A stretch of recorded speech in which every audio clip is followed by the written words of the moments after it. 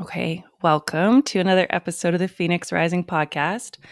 I have never had this many women on a call with me, so I'm very excited for this conversation. And I'm just going to give the listeners a little bit of a backstory of why I thought it was really important to have this conversation. And so there was a post going around on Instagram about anybody under 35 asking questions, and then anybody over 35 could answer the questions. And I think there's so much value that is received from a group of seasoned women that, I don't know everybody's age yet. I'm going to introduce everybody, and if they could give their age, but I think we're all over 40 for sure, maybe mid 40s and up. And we've lived many lives in a lifetime. I think I've changed careers 3 times. Like, we die 1,000 times in this lifetime, and we're reborn as well. And so there's a lot of wisdom that can be gained from seasoned women. And so I'm going to introduce our panel, we'll call it, for this Crohn's Council roundtable that we're doing. So, Andrea, do you want to start, love, of just, who you are, anything that comes to mind, your age, where you're at in your cycle, your biggest regret, and your biggest win? Yeah, sounds good. Thank you so much for having me here. I'm excited to be part of this conversation. I'm Andrea. I'm self-employed. I help babies sleep. I'm a mom of 3. My kids are 7, 9, and 11, and I'm still very much in it. And I'm definitely also right in the middle of perimenopause, where cycles are starting to become somewhat irregular, and all of the differing energy levels as the hormones kind of rise and fall, and trying to find my balance in the midst of that change. Oh, in terms of biggest regret, I absolutely love where I am in life, but in looking back, it took me a long time to listen to my body, to really get to know myself, my full body yeses and my nos, in terms of the nutrition I was putting into my body or not putting into my body, and that made it even harder to listen to my yeses and nos. The exercise, the allowing fear to be a limitation. Um, I looking back, I overrode my nose by people pleasing, by doing the shoulds, by talking myself into things to the point that I could barely even recognize my yeses. And life presents us with challenges over and over and over. And through a lot of those challenges, and probably taking the hardest possible route through a lot of those challenges, I had no choice but to get very, very in tune with my body. And in the practice of listening to my yeses, and being so crystal clear on my character, my values, what is in alignment with those things, my biggest win in life would be, I guess, in the last year, I've completely reinvented my entire life. I sold my house, left a marriage that wasn't working to me. That was a couple years before, but in the final stages this past year, I moved to the forest. I bought my first horse that had been a childhood dream. Shortly after doing those things, these all happened within an 8-day period. I moved. 3 days later, bought my horse. 8 days later, met the most incredible man, and have been deeply enjoying exploring that relationship ever since.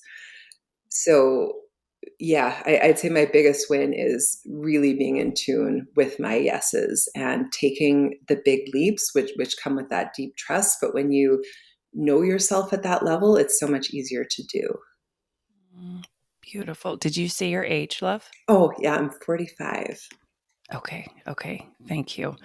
We'll dig into learning to listen to your body later on in the podcast, because I think that is a really important skill that we might not have earlier in life. I mean, I didn't have it, but anyway, thank you. Okay, Christina, do you want to introduce yourself? Sure. Hi. Yeah, and thank you for inviting me to be on this. It's really fun. It's my first podcast. Um, yeah, my name is Christina. I am a visionary painter and I live on the island of Maui. Um, Hailed from the east coast of the United States. Maine was where I come from originally. So, um, yeah, I am 52 and I am not quite. I went 10 months and thought I was going to say I'm in menopause and then started to bleed again. And so that's, we'll see. Now it's been a few months. And so I'm certainly entering that tail end of this or the beginning of something. It depends on how you look at it, right? My biggest I can't say that I have so many regrets, but there's so much wisdom to, yes, share from regrets. I would say one of my biggest ones is not really re-examining my relationship with alcohol sooner. That is something that the how do I say this? From relationship choices to self-sabotage to the millions of things that alcohol impacts that I didn't recognize I would say in my 30s and then into my 40s. So that's something that I would just be so curious if I had the awareness around its impact now if I had that then, how that would have shifted the clarity of my choices and also perimenopausal symptoms. Like, the moment that I stopped having, my last glass of red wine was the last hot flash I ever had. It was like that. So I'm starting to get preachy, but I think I think it would have impacted a lot of things, and I wish I would say to younger women to really look at what they're putting in their bodies and how it impacts all of the depression, anxiety, and sleeplessness and all those things. And I just think a lot of women don't want to look at it because it's hard. It's hard as fuck. Yeah, Um, it is. but yeah, anyway, so that I think would be my biggest, like, wish I had done that differently. And biggest win, what comes to me is really staying true to my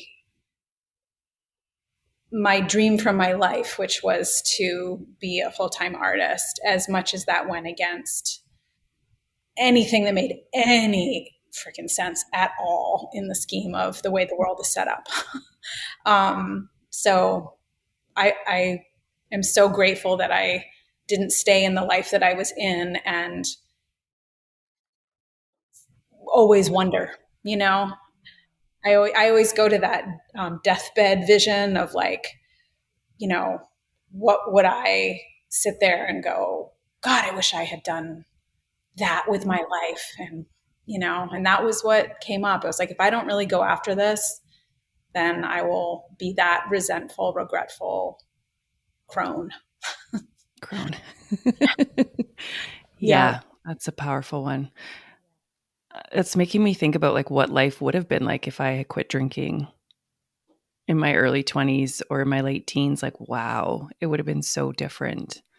Just alcohol is so normalized in our society and especially at that age range. So, yeah, beautiful. Thank you for Yeah. sharing. Haley, do you want to introduce yourself? Yeah, I'm Haley Margaret, and I'm also an artist. I'm a visual artist, and I also help women heal from the effects of relationships with borderline and narcissistic personality partners and parents. So, yeah, those two things are not separate for me. They're very intimately connected. And they really are the embodiment of my own journey in life as well. I have 52 years on the planet, soon to be 53. And about a year and a half ago, I was told I was going into menopause. And then I had all the, like the surges of rage and hot flashes. But because of the healing work that I do, I knew that it was my adrenals and my liver really just needed support. And I've had no symptoms at all since then.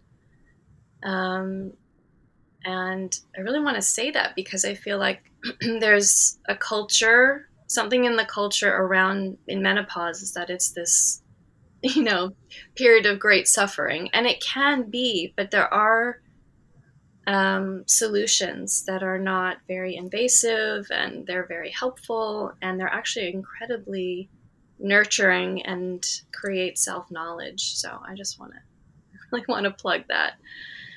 And they could be really individual to each woman. And yeah, my biggest regret in life, that was a little bit of regret is kind of a tricky word for me.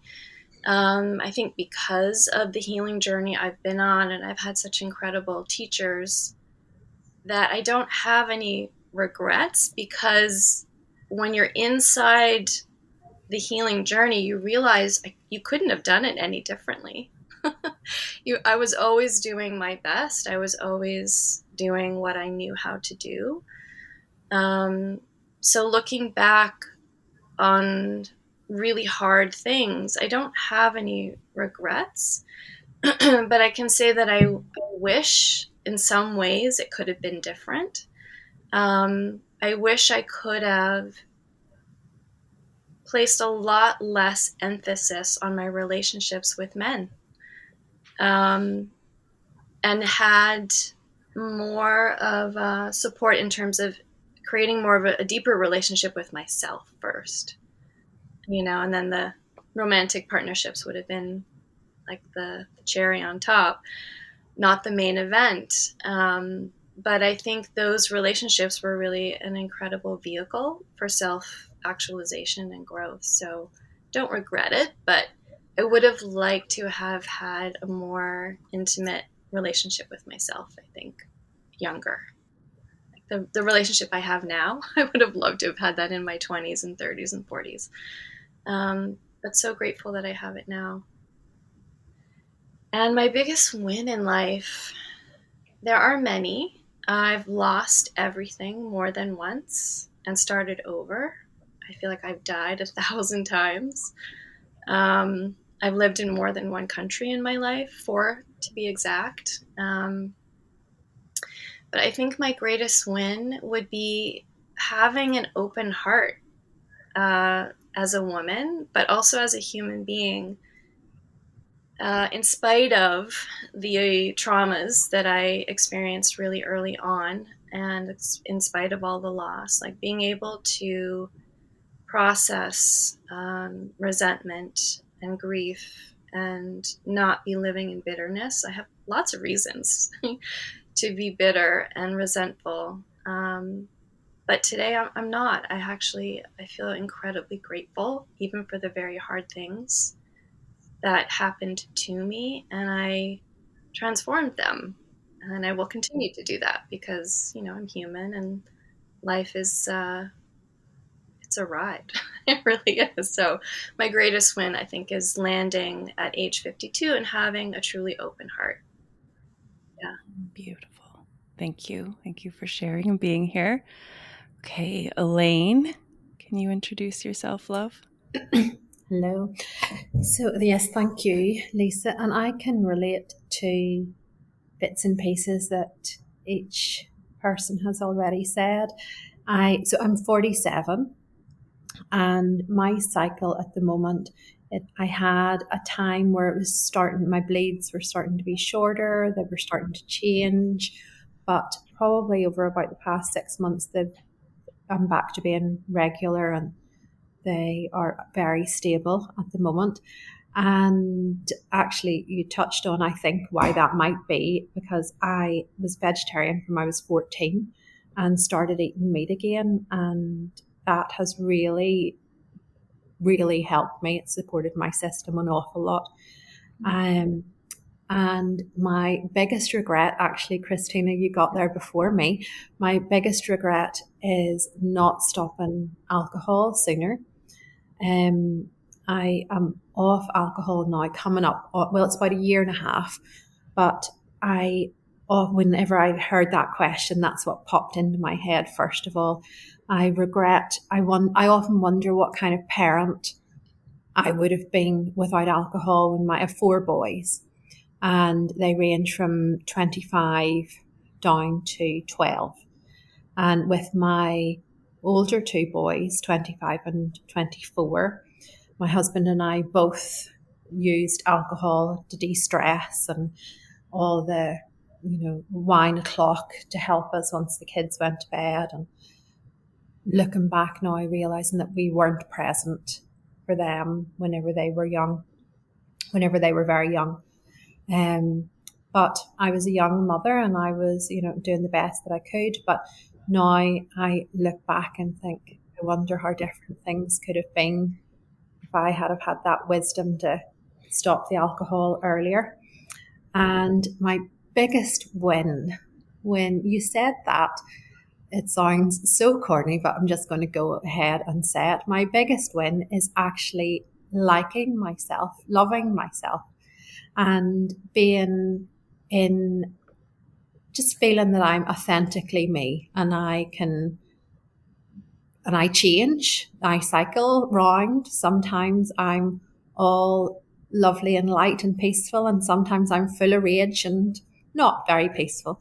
And in all those changes in my cycle, I am really accepting of myself and loving of myself. And that's a big win. I feel I'm winning at that. So that's me.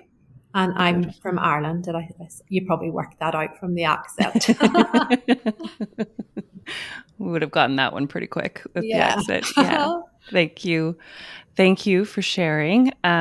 So Haley, do you have kids? I don't. Okay. Christina doesn't have kids. So we got 2 with kids and 2 without. Beautiful. So I'll introduce myself. I'm Lisa. I am 44. I am full-blown menopause. I haven't had a period since I was 41. Last year on April Fool's Day, I got my period. So I didn't have it from 41, and then it was like some weird joke. And then I've never had it again. So I have one daughter. She is 23, and I'm on the Sunshine Coast in Canada. I have lived many lives, and so I did all the healing work. I was a healer. I have done everything under the sun. I was in this beautiful place with myself. Like it just felt like the world was my oyster. And then the rug got ripped out from under me. So that happened when I went into early menopause and my hormones were insane. I went into a trauma response, CPTSD. So it was like I was in this place and then I was in another world. And so that's kind of why I'm passionate about talking about this kind of stuff, specifically menopause, mental health, all that kind of stuff, is because I thought I had it all worked out. I thought I had done all the healing around my trauma. I thought I was perfectly in love with myself. I would have said I was. I thought I'd done all the healing work, and then, whew, no. So I believe that I went into early menopause because I was vegan for 6.5 years. And so regret wise, I would say that is definitely one of my biggest regrets is being vegan. I quit drinking. I've been sober for 8 years now. I often think about what life would have been like if I would have stopped earlier. When my daughter was young, because it did affect her a lot, being a young mom and drinking way too much. So that would probably be a regret. And also not healing my relationship with men earlier. Yeah, I just always close the door on all of them. And yeah, I guess here I am. So we'll see what happens from here. But so those would have been some of my regrets. My win, definitely having my daughter and taking the leaps and following my heart. Like I've done a lot of things that many people would have talked themselves out of. And maybe I should have talked myself out of them, but I didn't. And I leapt and I followed my heart. And my life has been very full. I've lived in different countries. I've done many different things outside of the box. So that would be my win. And yeah, thank you all for being here. I'm excited. So I'm going to say our first question, and then we're going to go from there. So what will you need the most after 35? What will you need the most after 35? What comes to me is honest girlfriends, is what I have really valued an awful lot. Real honest girlfriends that will call you out on your bullshit when you need them to, and check in on you when you're not, being sociable. And that has been really, I have a friend that I walk with regularly, and we put the world to rights, and it's like it's really healing for both of us, having that walk 3 times a week. Just, that's been great. Yeah. Does anything come up for anybody around mental health in the later, after 35, and how that shifts, and why, when I think about you walking with friends, Elaine, once a week, it's like you're not isolated, you're having community. And, post COVID or during COVID, we all kind of lost that for a little bit, or maybe we didn't. Maybe it was underground or something like that. But the world changed, right? And we weren't in communities as much. The world's changed over the past many decades where we're not in communities. So yeah, mental health and just that like community and being with people. Yeah, I'd say similar, and a little different. When I was like 35 and beyond, I was still in the thick of it with newborns and tiny children. And there were a lot of life stresses and some big hard things that presented. And the instinct was to just dive in and get through, just muscle through. And sometimes that meant less connection with friends, with other family, with the things that brought me joy in life. And for a long time, it it I lost myself in the pressures and the stresses of keeping up with young children and their needs and their demands. And it was only until I hit an intensely stressful period a year ago. My kids are all autistic and ADHD, so it's been very spicy.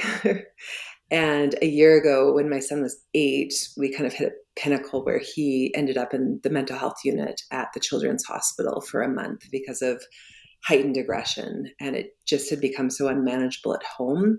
And historically, up to that point, when life had presented major challenges, I would just dive in, muscle through, burn out my adrenals, and then spend the next 6 to 12 months just trying to get some energy back and recover and get to some baseline energy to breathe.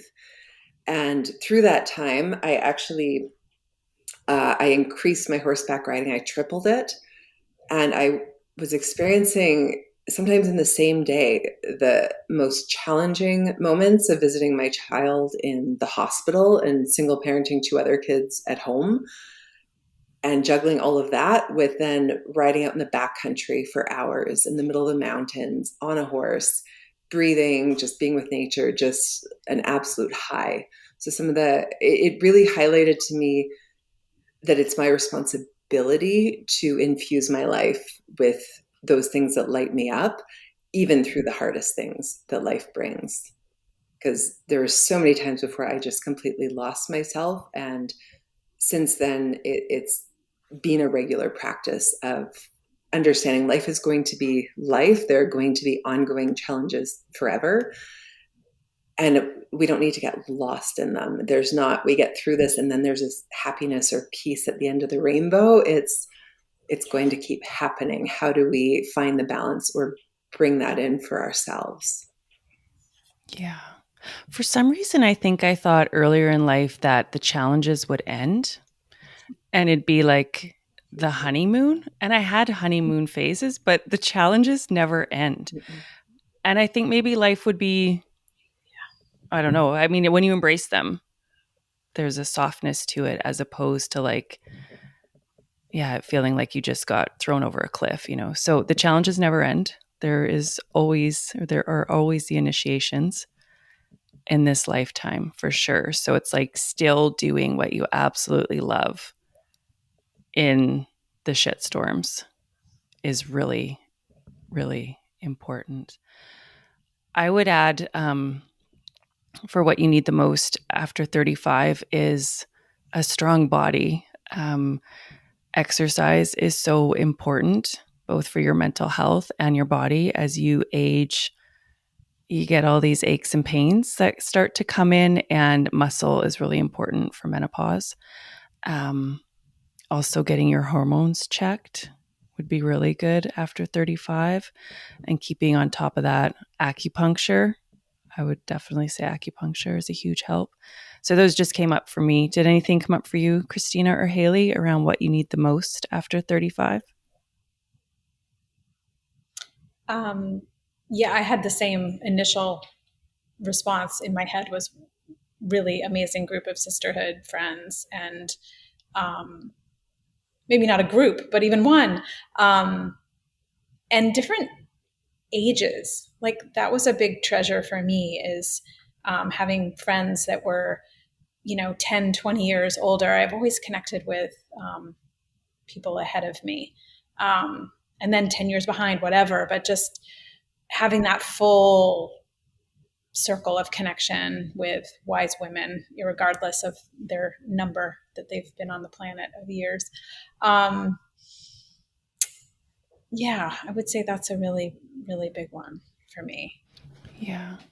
I think it's interesting because we kind of hang out with people our age in school, but then later on in life, it's all different ages. So that's kind of a pro to homeschooling, I guess, is your kid is going to hang out with all different ages where we kind of hang out with the one age. And not having children redefines that journey as well.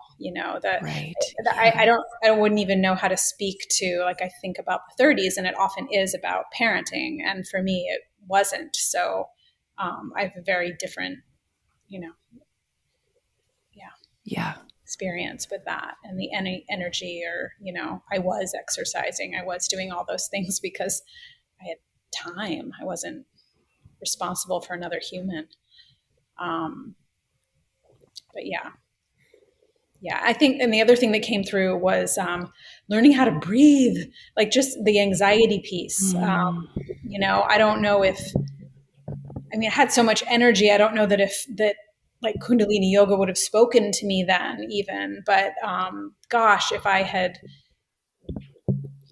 a little bit more awareness in how to harness relieving anxiety and in breath work, that I'm so excited that that's like a conversation now that people are having. Yeah. Elaine's a breath work guide. Oh, yeah. Beautiful. Yeah. The breath is important for sure.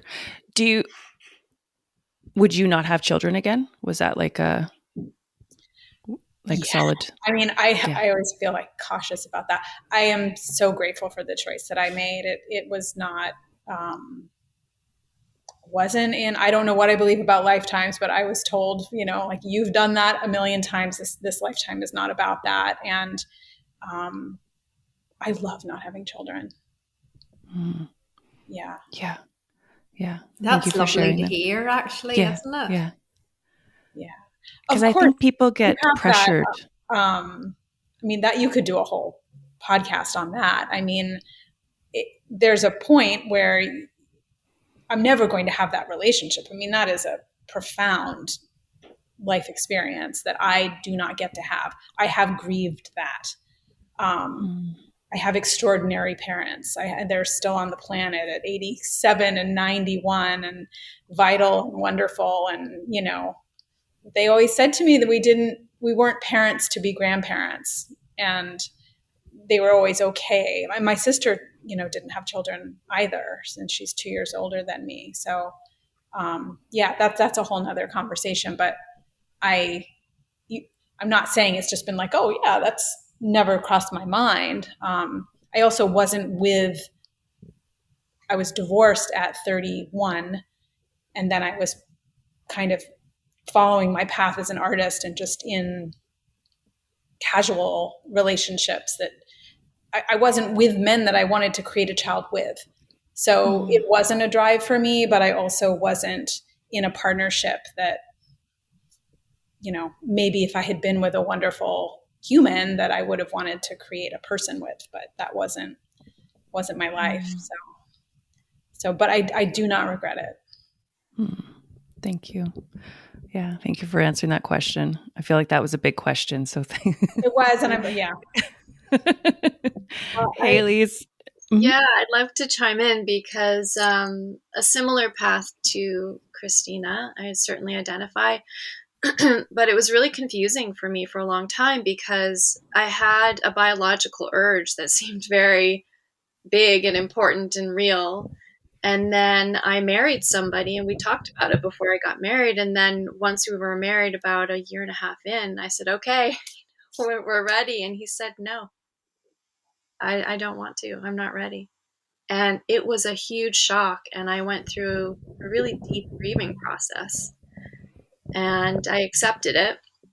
We're no longer married anymore. So by the time I was divorced, I really had to examine because the biological urgency wasn't there. And then it felt like I have a choice to make because, you know, the biological window could close. And so I went and asked women that I knew and women that I didn't know. I was just really hungry to solve, you know, to answer the question for myself. And because I love kids, they seem to really feel very safe and comfortable around me. So it's like, well, but why do I not feel this longing to actually be a mother? What I longed for was to be an artist and a healer. And that's, you know, a mentor of mine said, you know, there are two paths to the light for women, and one is through motherhood, and the other is being an artist, really, or a healer. So I realized that my mother, because of her, you know, biological makeup and her mental health, really resented having a child. She resented my presence and the thought that there was even a chance that I could visit that on a child that I would have. My heart would have broken into a million pieces. There was just no way I was going to risk it. And again, I didn't meet a man who I felt that I would want to share that kind of responsibility with. If I had, it might have inspired me, maybe.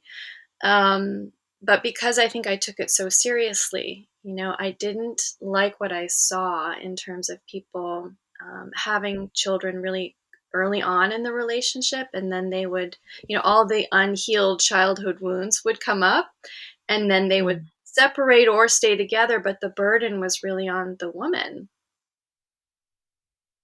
And it seemed like, yeah, it's just not something I wanted to take a chance on. And now today, looking back on it, I'm also grateful that I didn't have children. I don't know who I would have had them with that I would be really happy about today.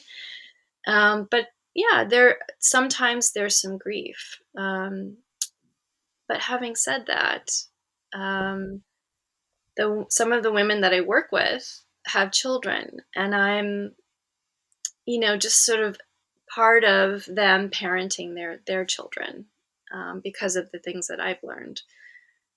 So in that way, whatever mother energy that I came in with, I do get to express it, and it's deeply fulfilling for me. So yeah, it's almost like as women, we create and birth things, but both of you are artists. We're all artists in different way, but specifically artists, and healers.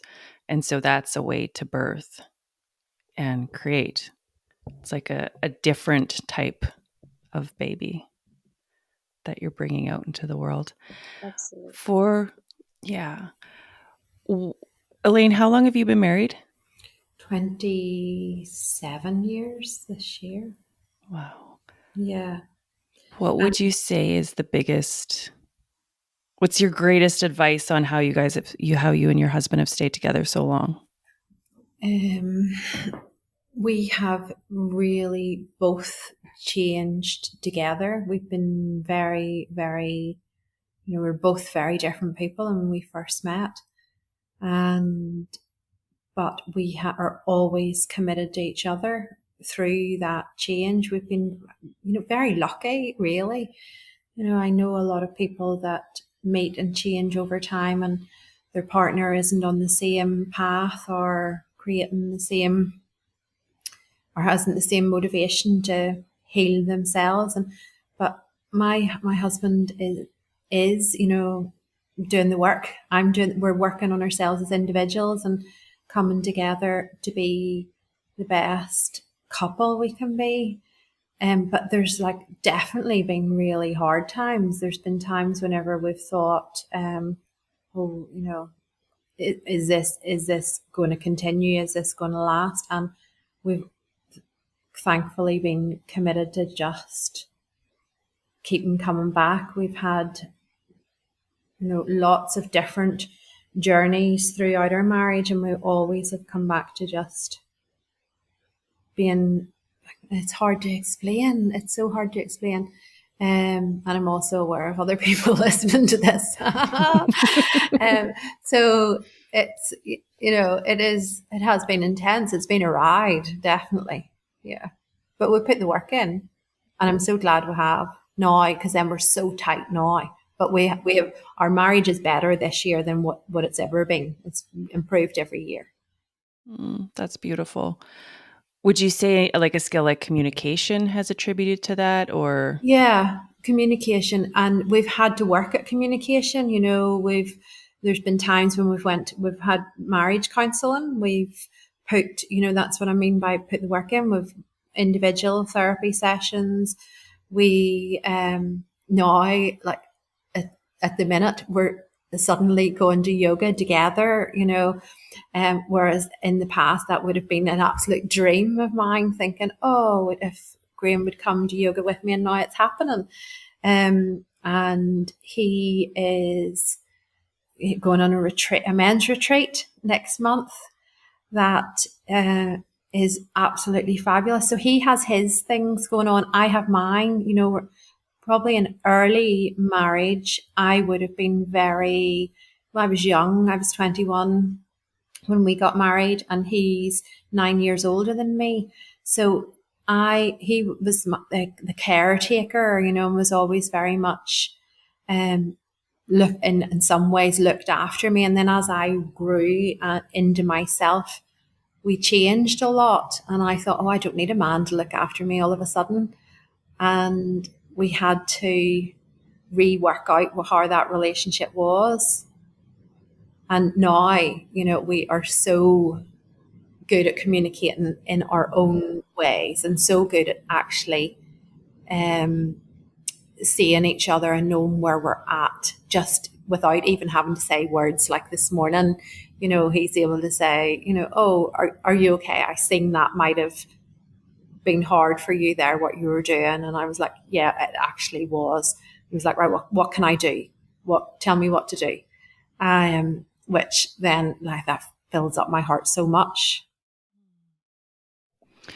I think it's a lot of women's dreams for their man to go to yoga with them and to go on men's retreats and all the things. I know it's backfired for some women that have been in groups of mine where they're like, oh my gosh, he's doing so much work. And now he's like spearheading it. But for you, how did you get Graham to do the work? Everybody asks me that, and I didn't get him to do it. I never pushed him into it. We have 4 sons, and it was really, he is, you've met Graham, you know, he's a great father, and he knew when the boys got to a certain age and he wanted to be the best dad he could be, he knew he had to work on communication. He didn't want to repeat patterns.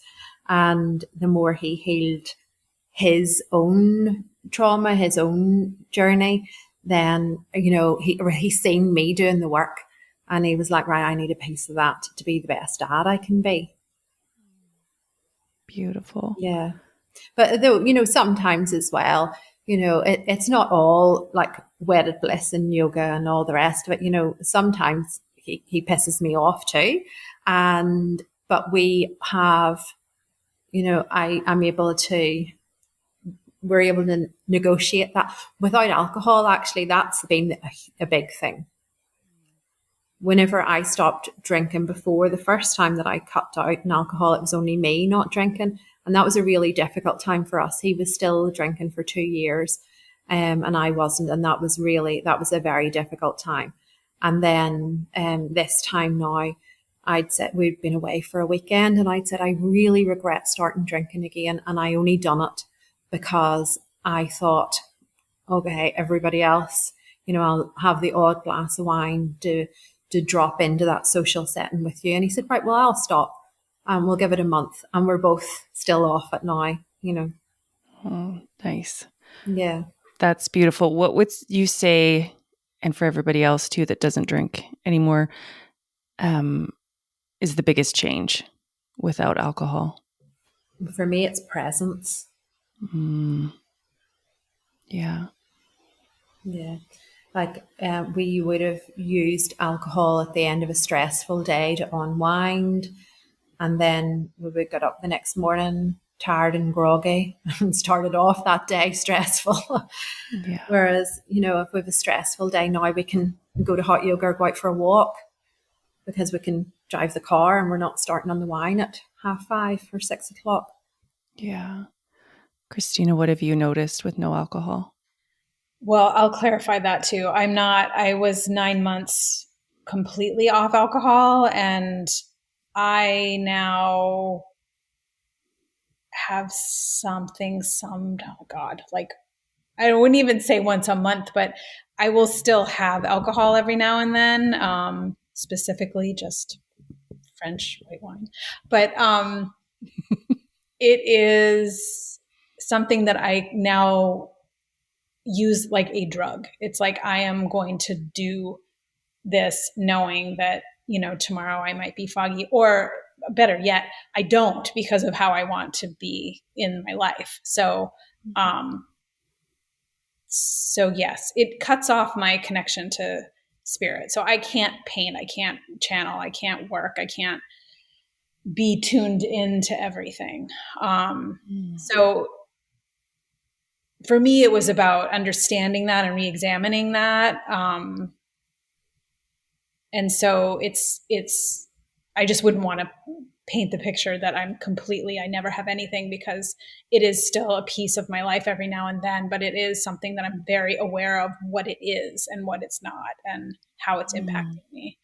And also it's so different at 50, you know, how it affects, no matter what, it's ethanol and it's horrible for you, but the impact is really different. Like you just don't notice it in your 20s or whatever. And now it's just like, yeah, most of the time it's not worth it, you know, just like having too much sugar or something like that.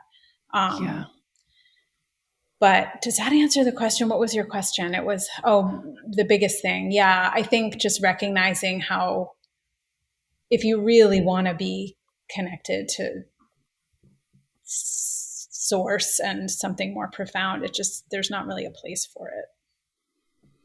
I think it's the present piece that can be tied in. That's a huge piece, is you're not really connected, in my experience, to source, to God, to yourself. When I was drinking, I was not connected to myself at all. And so when you're not drinking, it's presence. Like you're connected to all aspects of life. Like I remember the first Christmas and not drinking. And I was just like, this is the best Christmas ever because I don't care about having my next glass of wine. I'm more interested in just being with my family, just being. And that was such a beautiful And gift. such bravery, Yeah.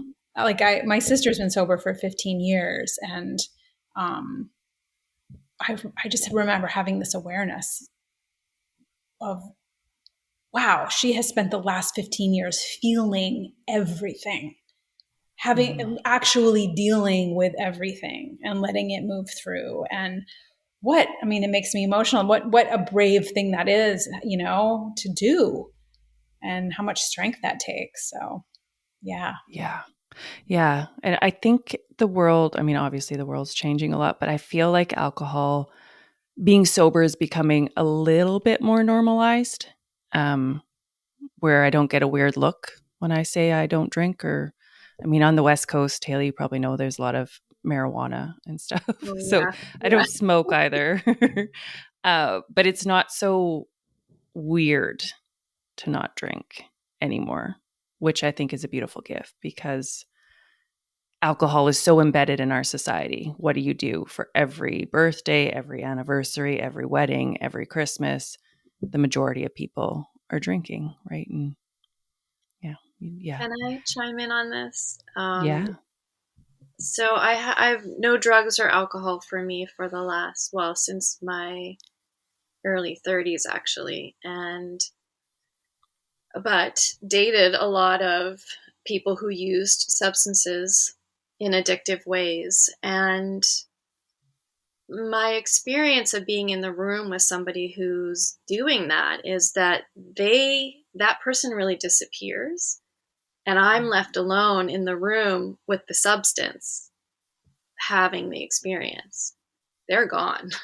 And I'm with the weed or the alcohol or whatever it was. And so the presence piece, I think, is really huge. And in the healing work that I do with my clients, and also this is, I can do it because this is also part of my journey, but any addiction really blocks our potential. It doesn't matter what it is. It could be sex, money, gambling, shopping, Instagram. It really blocks our potential. And I think it really sometimes it comes from a desire to not be fully present in the moment, because what's in the moment? Our emotions, the bills, taxes, all the stuff, all the real stuff. But it's really essentially, it's a low level search for God. You're trying to get like the personality self or the ego out of the way so that you can feel, at peace and at one with something, unified with something. And I think a lot of people will use it as a low level search for that experience of God, really. And it'll never give you the experience of God, ever. But you don't know that until you know that. So I think a lot of people don't really want to get sober because the journey to that, it's not sexy. It's not fun, but it's there if you know that you need it, and then you do it and you get all the reward is being fully present. So when people say like, don't you have any vices? Like, I don't need a vice to be in the world and be human anymore. I just need my connection to source, and I need a relationship with myself, and all those things that those substances would never have granted me. Yeah. It's like an illusion that they'll give us what we truly desire. Yes. Yeah. What's the biggest thing that everybody's learned about men? I'll go first. So I was a single mom, very like, I can do it all on my own. And so I did it on my own. And what I've learned later on in life is how much they need to provide. And so any provision that a man would try to give me, I would push away because it was like, I can do it on my own. And I never realized how much that's like part of who they are. They're givers. Like that's what fills them up, that provide and protect. So that's been like my biggest learning in the past decade. Yeah. Anything else come up around men? I want to say I really love and respect men.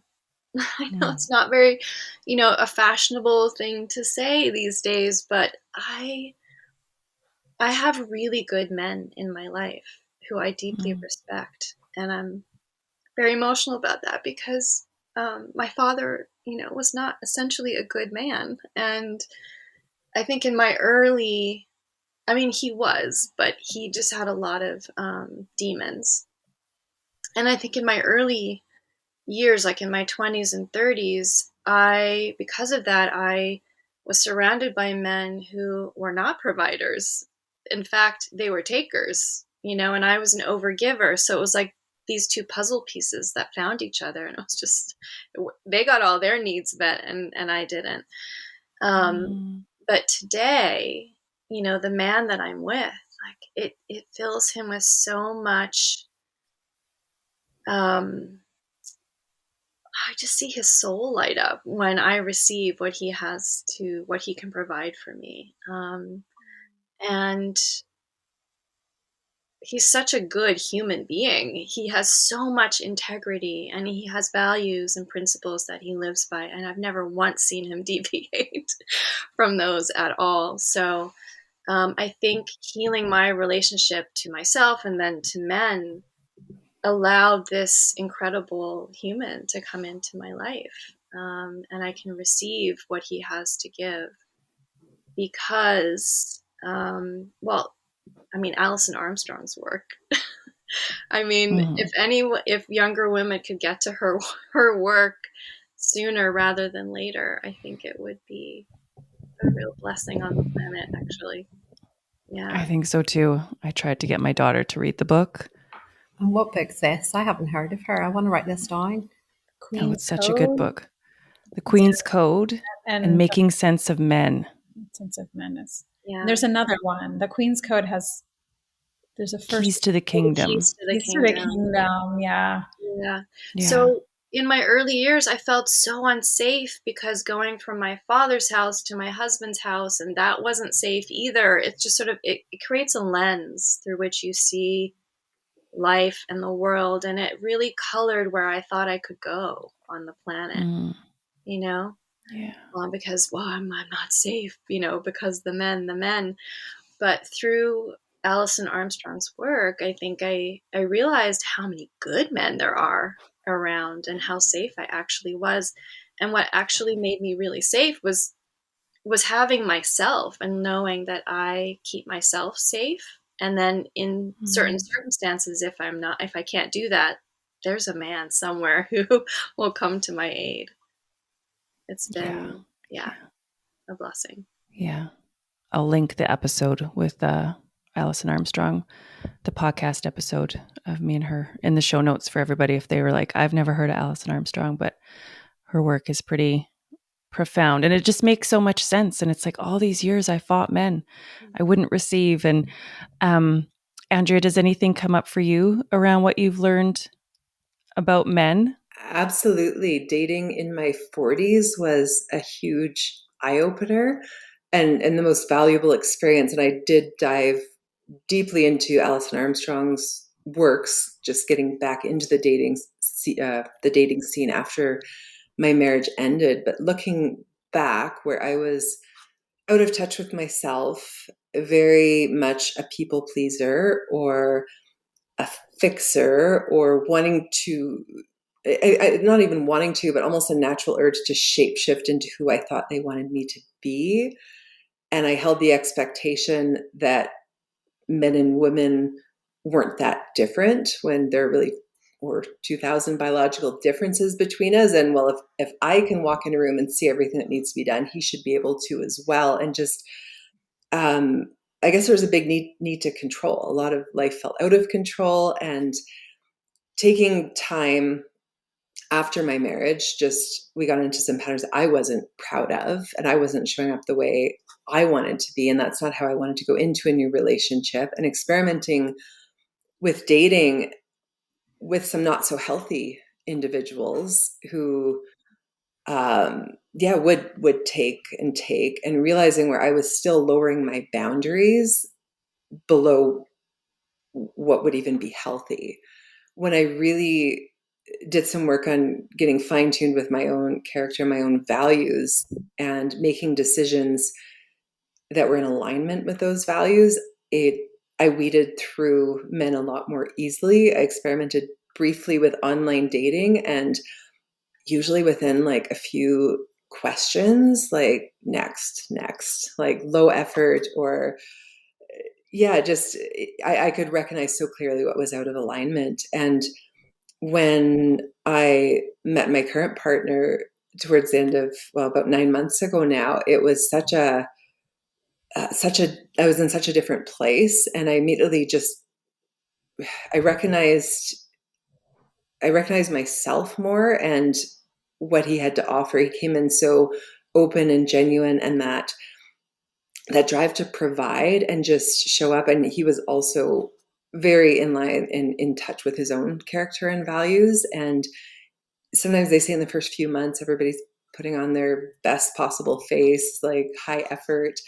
And no, he's being consistent and solid all the way through. And I haven't had to jump in and take over or control. Like letting him lead is being so natural. And I've never felt safer. I've never felt so in alignment with another man in my entire life on so many levels. So it's really been a journey in getting to know myself and my yeses, and also where are my boundaries. And if I'm on a date and someone's having 6 drinks, no, that's not a partner for me. And the quicker I weeded that out, it just made space to explore this partnership now. Beautiful. I think that's a big part of it, is being able to receive and like open our hearts to actually receive these beautiful men. And I mean, there were many not beautiful men in my lifetime as well, in my early 20s and all of that. But it's like that receiving part. When I was in my 20s, I don't think I openly received anything. Like I shut everything down, just like a compliment, men, all of it. What would you all say has been that? I know this isn't an easy answer, but to opening your heart and receive. How do you ladies get there?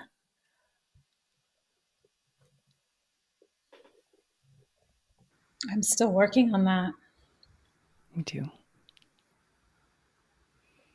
Yeah. I'm practicing vulnerability in conversations. It's been a big challenge to ask for things that I need and just say it, not wait until it doesn't happen and then act out of resentment or anger or expect the other person to be a mind reader. I can just say this from a calm, grounded place. I need this, and then have it lovingly be given to me. I think that's a big part. Is I don't know about all of you, but in my upbringing, it was very, you don't need anything from anybody. You can do it on your own. And that's just not true. We have needs. We need other humans. And when we know our own needs, we can communicate them and we can ask for them, as opposed to, I should be able to figure this out. And then the resentment comes in because we can't figure it out, or nobody can read our mind. Nobody's psychic and all of that thing. So that like, we need other people. We have emotional needs. That communication piece and vulnerability piece allows us to start to open and receive a little bit. I can actually see that a lot just in single parenting over the last 4 years, doing everything on my own, working, raising the kids, the school, the lunches, the meals, the cooking, the cleaning. I got so used to doing it on my own, and also have been in extreme adrenal fatigue trying to do it all on my own. And part of exploring this new relationship is letting go of some of those pieces, realizing, oh, I don't have to still do it on my own. I have a partner who's more than willing to jump in, and I'm still so used to doing it. Sometimes I'm not even asking or recognizing until I'm past that line of, wow, I'm exhausted. So yeah, there's definitely more practice there. Yeah. Asking for what you want. Yeah. What would you say is your best dating advice for anybody that's single? Have standards. Yeah. Mm. Yeah. Don't Don't chase. bend. Know your baselines too. Like what is what is the absolute base? Like you don't go down to the basement, you know? And I would say hire slow, but fire fast. Like really slow. Mm-hmm. Yeah. I wouldn't Slower have than you sex for a think. long time. Yeah, slower than you think. Because, well, Yeah. Alison Armstrong again, I mean, if you have to, as a woman, we have to take responsibility for the biochemistry, like those bonding hormones, the man isn't going to take responsibility for those. It's your body. And, Mm. with a sexual encounter as women, the bonding hormones kick in and we're bonded to this man for 2 weeks. 2 weeks. For them, it's 2 hours. So the only person who can really take responsibility for that and the effects it has on us is us, So that's why I say hire really, really slow and fire fast. Once the red flags are there, try not to talk yourself out of them. Yeah. Because they'll Yeah. show up again. The red flags are big. Trusting that person, like they are showing up as who they are. And I've always had this, one of my favorite things about myself is that I can feel and sense like someone's soul potential. So attaching to the potential of someone and having that be your reality instead of actually dealing with the person that's in front of you. So women trying to change men into what they want to see and like taking responsibility for the fact that, that's like, yeah, that's so often us. Like they're showing up and they're telling you exactly what, where they're at. And we're like, I don't really want to hear that. I want you to be this. So, God, if I could do things differently that way. But yeah, I think that would be big.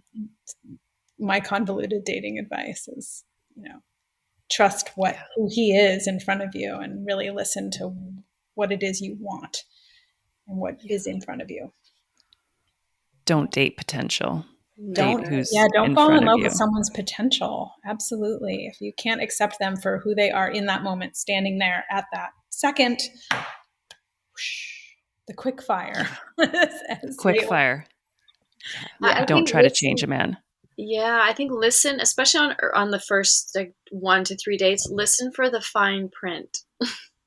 Because it's the fine like I think most men are good, right? So but they'll tell you the fine print up front because they don't want you to be disappointed in them ultimately. So if you listen for the fine print and it's below your baseline, try not to ignore it because then it's a green light for him. He'll say, well, I told her the fine print and she seems okay with it, so I'm going to ask her out again, And then in our confusion or our desire for connection, we'll say, well, I can change that.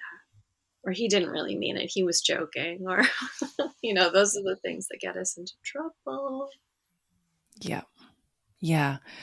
And I think remembering that idea, definitely Alison Armstrong's work, is that men chase. Men go out. Like there's a lot of movement and action and they come to us. And it's like, don't chase a man. Let the man come to you. And that's a tricky one because a lot of the upbringing now is the opposite. Like my daughter's asked out men. I asked out her dad back in the day. And so there is that, like, that can happen too, but it's like a man's desire is to provide and pursue. That's the word I'm looking for, is pursue. And if we're doing the pursuing, we're taking over the man's role. Does that make sense? Yeah, I Yeah, think. I'll also say I initially had a lot of resistance to Alison Armstrong's work. So Elaine, and when you read it for the first time, it definitely triggered like, oh my God, this is about women manipulating men to get what they want. Like that was my first take. And then, you know, I dove into it and it's absolutely not what that's about. And it's so worth sticking with it. But there was resistance for me because I just was like, coming from this like, oh, she's anti-feminist and or not, whatever, all the things that are dissolving now. But yeah, it's stick with it. Again, Yeah. this Yeah. is That's good. so valuable. It's such beautiful information. Yeah, I think Yeah. also you can count on the masculine to do what it's going to do. I think sometimes when we are, well, I've seen this in my own journey, and I've certainly have, paid it forward with my clients, that when we have the really deep desire for connection, there's denial built in.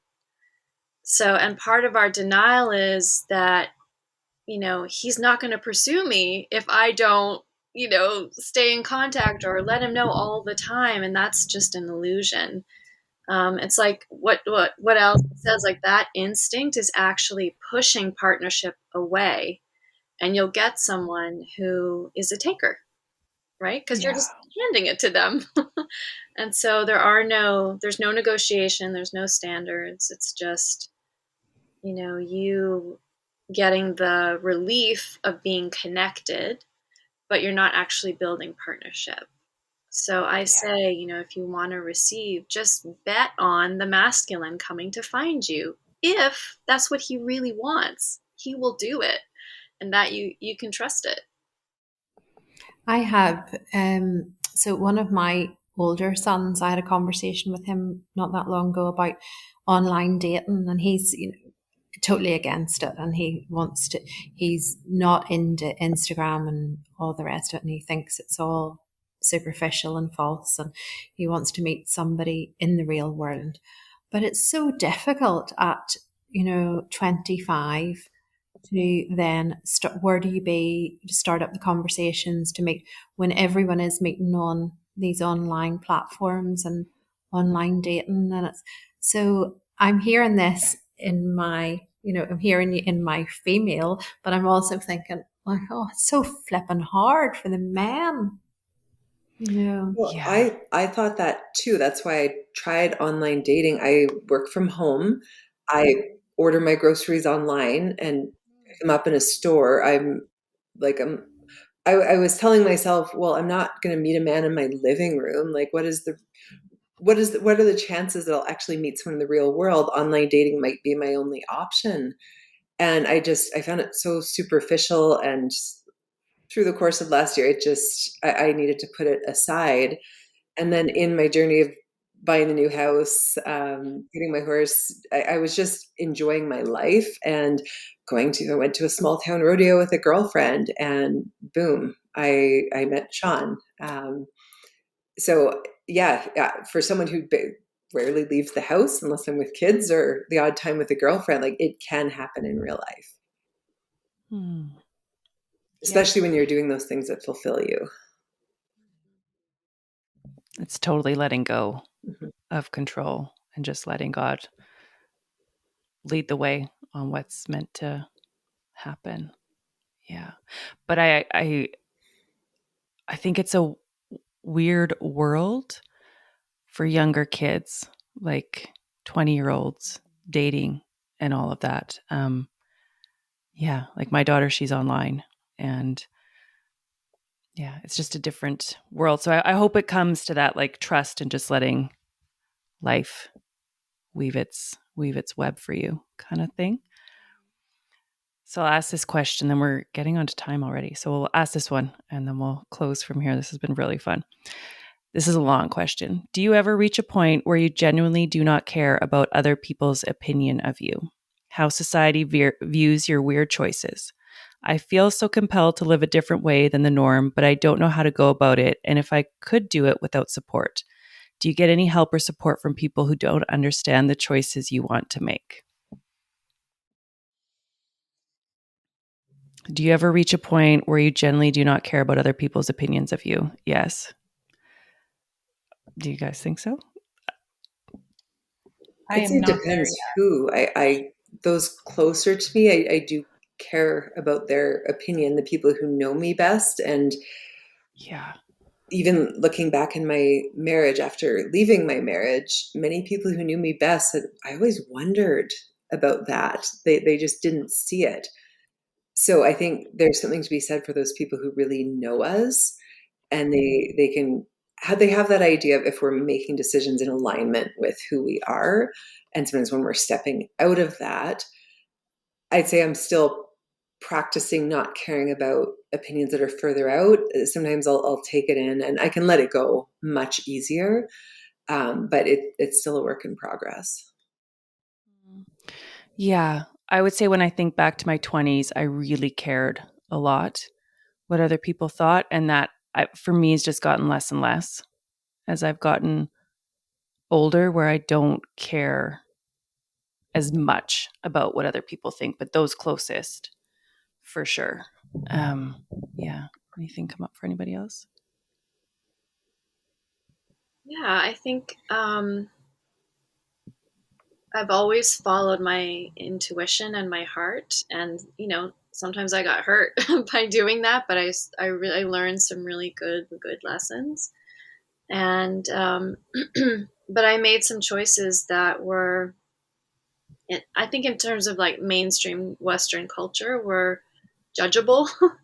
um, but I did them because I was convinced that it was the right thing for me at the time.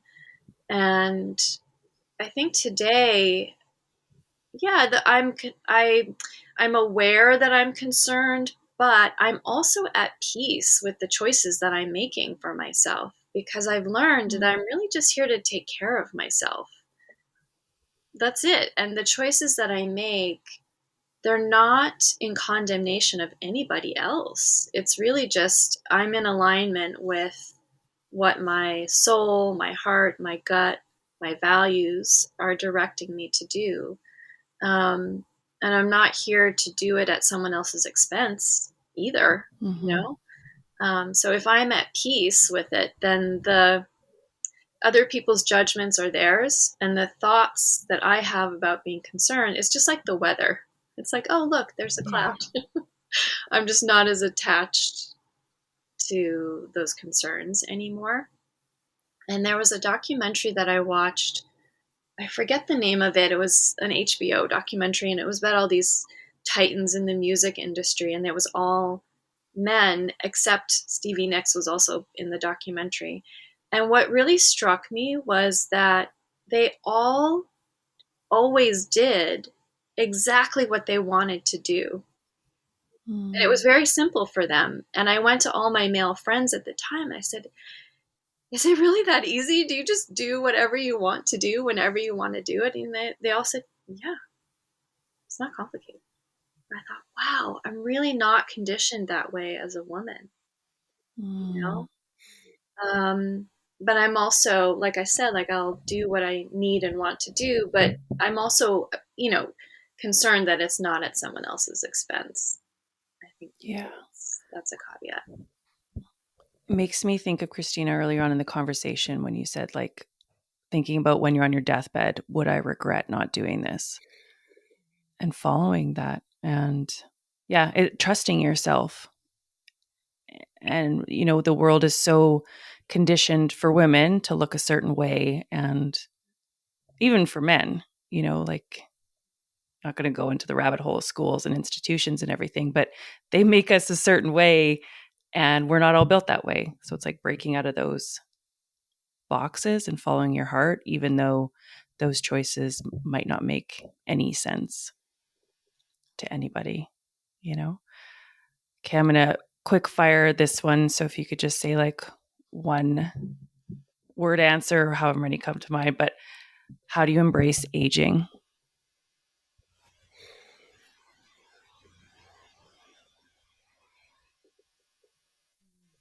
Take care of yourself. Be physical with your body. Nourish yourself, mind, heart, body, soul. Yeah, just really self-love and compassion and patience.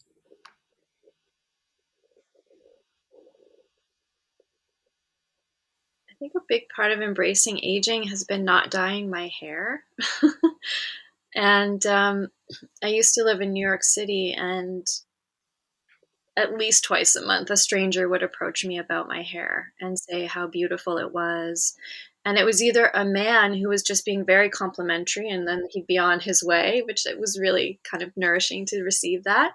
And then the other time it would be a woman who would, like, you know, step up to me at the intersection and say, I wish I could do that. And I would say, do it. It's so liberating.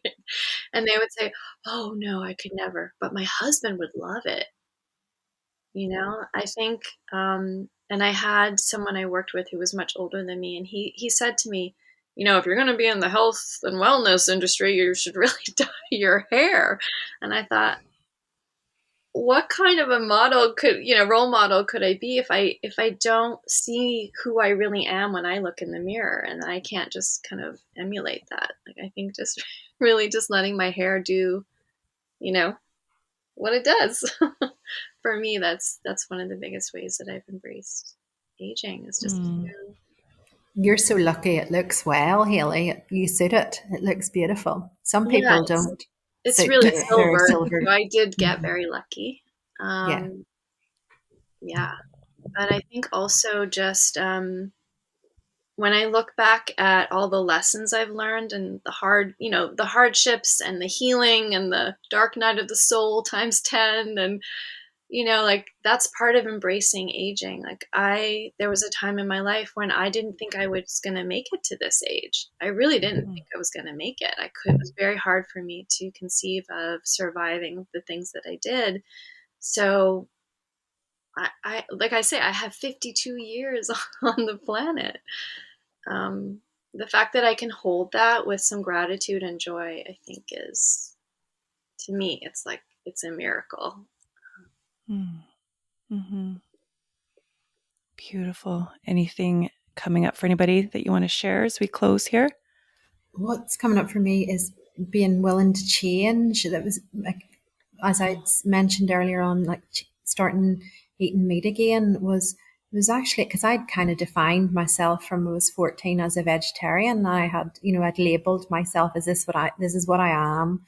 I had never thought if someone had said to me 5 years ago, you'd be having beef and Guinness stew for dinner tonight, I'd have said, not a chance, and really meant it. But getting older now, a big, wonderful part of getting older is I'm not stuck in anything that I've put in on myself, or just because I've said something once, and I don't need to stick to. I'm willing to change. Yeah, being open to do things differently is really, really important.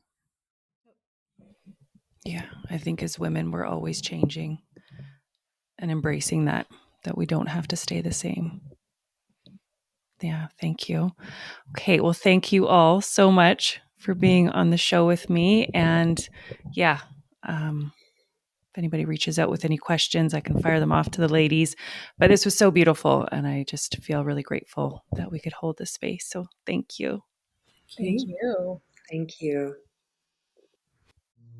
Thank you so much for joining me for an episode of the Phoenix Rising podcast. Please like, share, download, subscribe if you enjoyed this episode, and I will see you next week for another episode on the Phoenix Rising podcast. Sending so much love.